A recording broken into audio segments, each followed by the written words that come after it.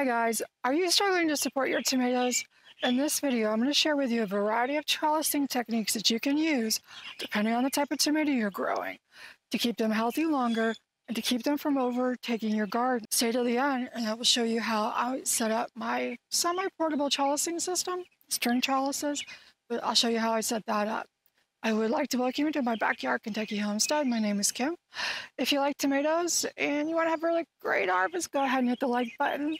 And let's get started. So tomatoes are by their nature a vining crop, and if left to their own devices, they would just grow across the ground, rooting in here and there, doing their thing. This presents a number of problems. The first, because of the denseness of the foliage and because it's touching the ground, you're going to introduce disease a lot earlier, especially with the types of tomatoes that we grow. We've hybridized a lot of them. Even the heirlooms, they've come far away from the way they used to be in the wild. So they're much more likely to get disease if they're touching the soil. They're much more likely to get the disease if they have a lot of dense foliage. They don't have any airflow. This leads to unusable fruit, which if the plant is just growing to reproduce seed, it doesn't care. But we're wanting tomatoes that we can harvest and eat. So it is a problem for us. The other problem is the space requirement. If your tomatoes is growing and growing and growing, it'll be like your pumpkins or your winter squash. It would just take up so much space. So if we can get those trellis, it'll help a whole lot. It'll give us better airflow. It'll also give us better access to harvesting. And it will also take care of a lot of the space requirements. But you need to have the right trellising system for the type of tomato you're growing.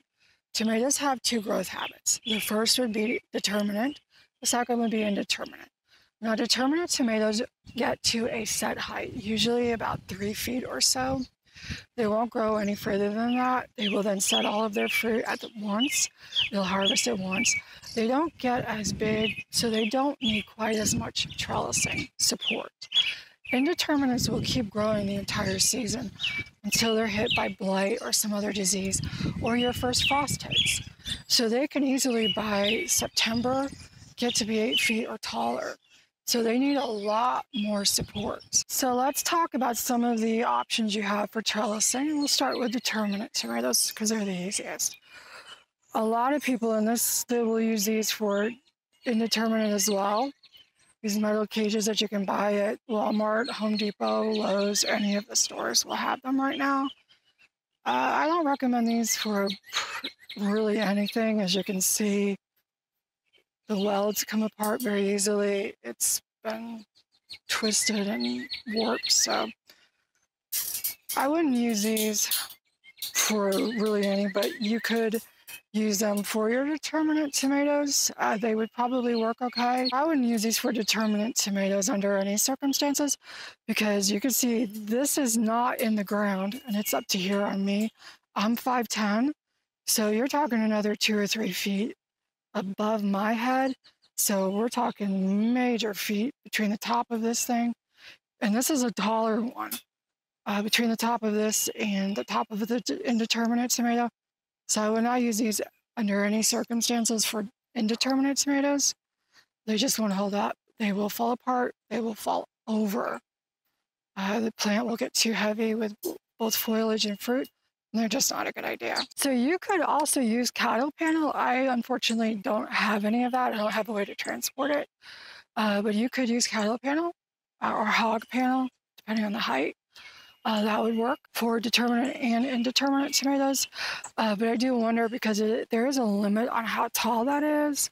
I've not used it, but it is an option to consider. So an option that I used last year and really liked was using these garden stakes with these connectors. You can adjust them to whatever space you need. They do come in the package with the idea of using 3 instead of 4, but I like the square structure. I think it's a lot more sturdy, a lot more stable for the plant. But say this one goes crazy out here, growing. And say it gets taller, or I come out after a few days and I'm not here. I can remove that, move that piece above it without having to break the plant to get it back into the support system. So I found these to be very sturdy for the determinate tomatoes. It worked very well. So that is one of the methods I'm using this year. Another method that I'm going to try this year is again with the 4 stakes. You can get these at Lowe's or Home Depot. Any garden center probably has them. You can get them on Amazon as well. I'll link below. But I'm going to use some string and do the same thing, but I'm going to go ahead and just wrap it around. So it's like kind of a cross between a Florida weave, sort of. But I'm going to go ahead and make those boundaries. So what I'm going to do, set the scissors down so I don't stab myself. I'm going to go ahead and make those cross supports. I'm going to go ahead around. I'm going to wrap twice. And then just keep going up and around. I think this will work well too. And then what I'll do is just go up.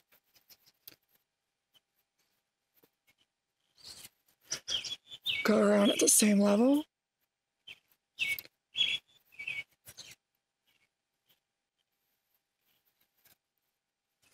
And then this will give me the support I need for the determinate size. Because it will get bushy and it will stick out from there.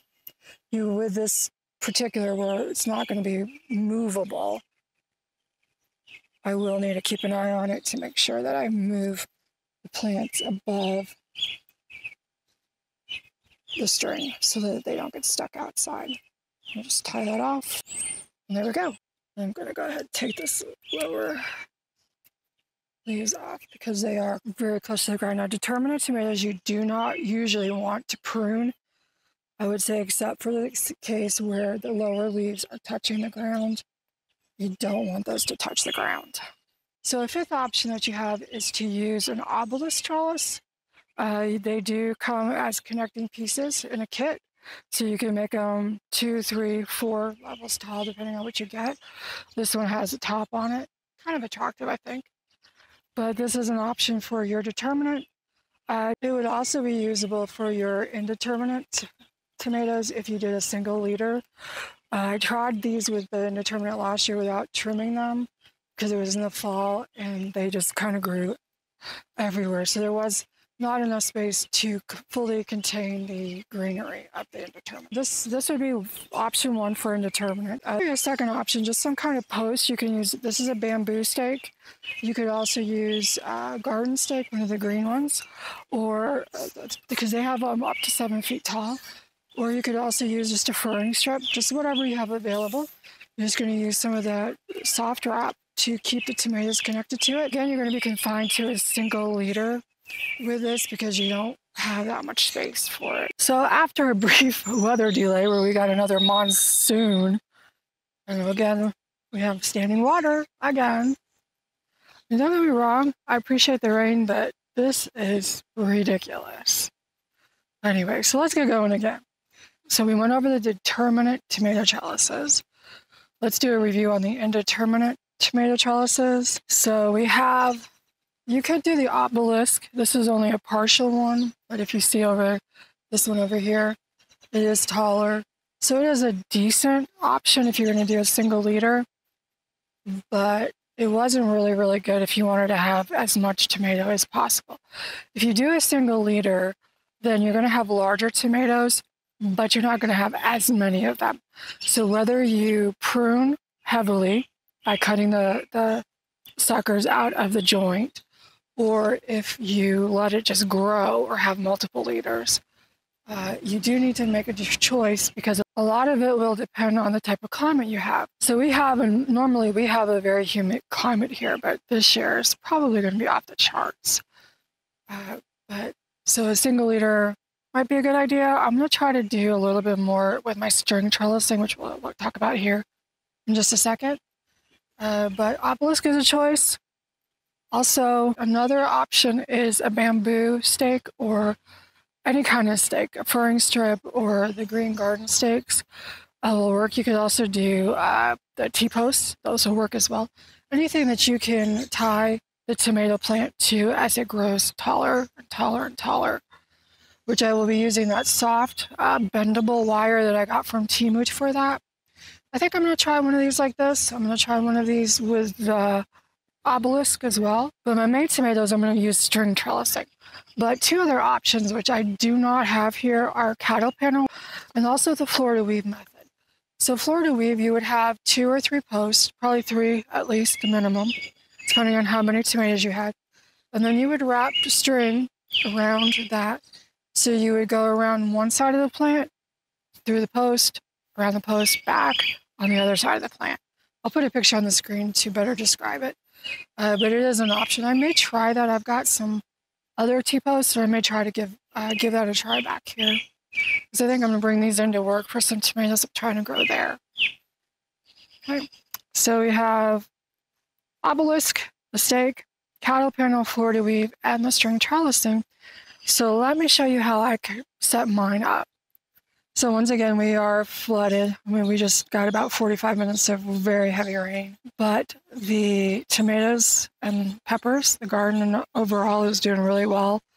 The raised beds are really, really good for protecting that. If it wasn't for the raised beds, pretty much would not have a garden right now. So for the trellising, what I have are 4 8-foot T-posts in each corner of the bed.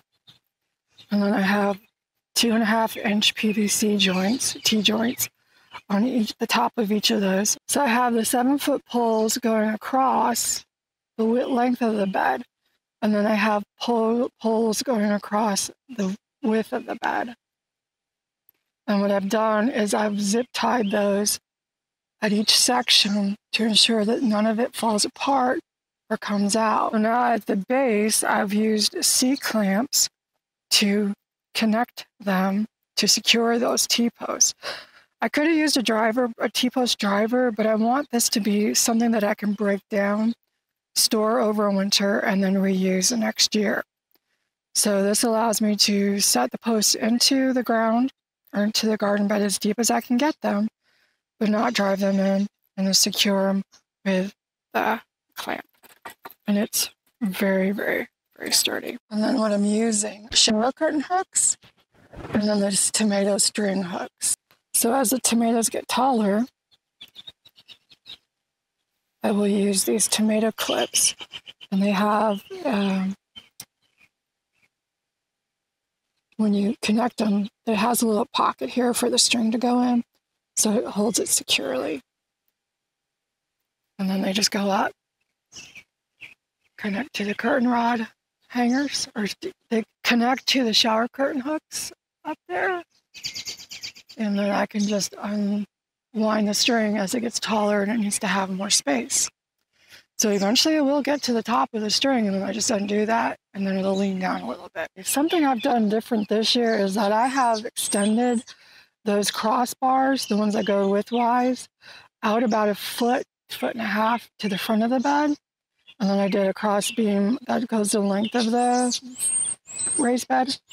So the reason that I added the area that comes to the front of the bed was because tomatoes, as they get more stressed, they get more prone to being infected by disease.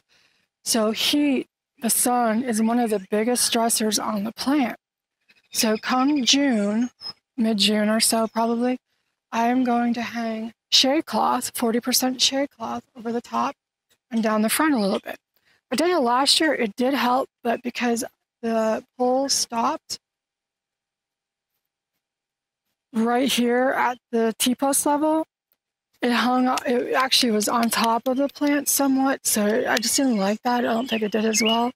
Also, it interfered with that. So this year I had it come out about 1 foot. I'll string the shade cloth over that, and it should allow for a pretty good overhang and, a shaded area. That was another thing. It only shaded to where the shade cloth was because there was no distance between that. So there was no, angled shade from that. So hopefully this year it will do that.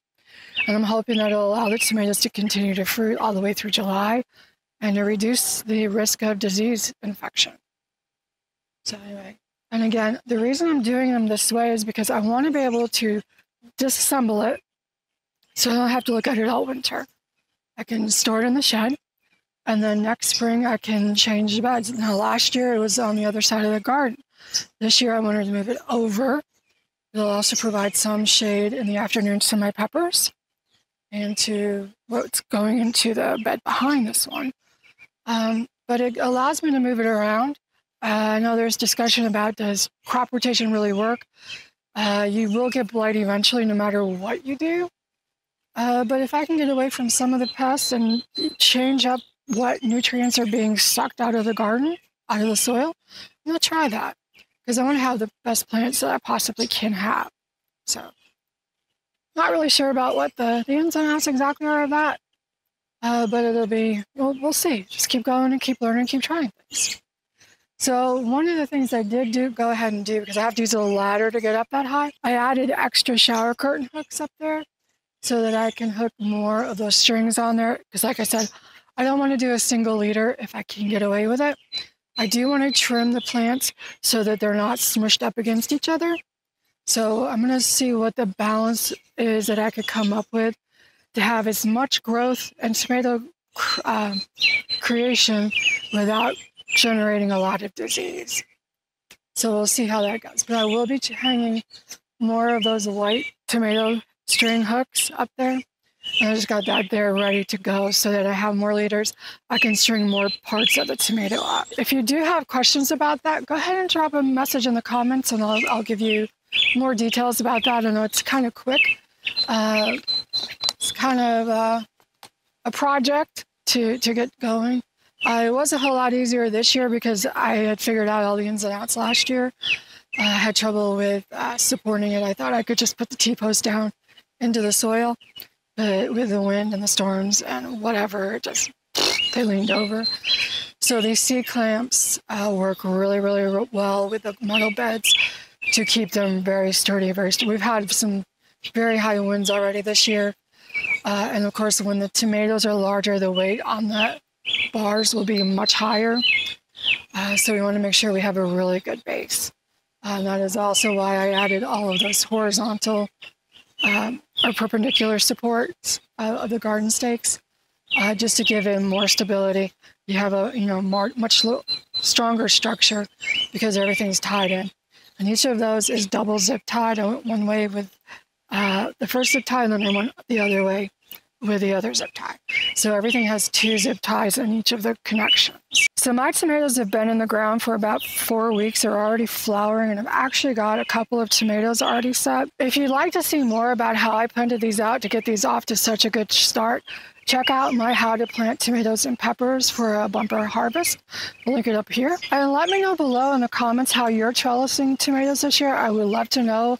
Have you come up with any other options or what else are you trying? I'd love to know. So share that in the comments below. So thank you for joining me. If you are new here, please consider subscribing and follow me through my garden journey. Besides all the rain, we're having a really good year. Everything is really lush and green and harvesting is going to be awesome, I think. So please join me. And until the next time, I hope you have a very wonderful day, and bye.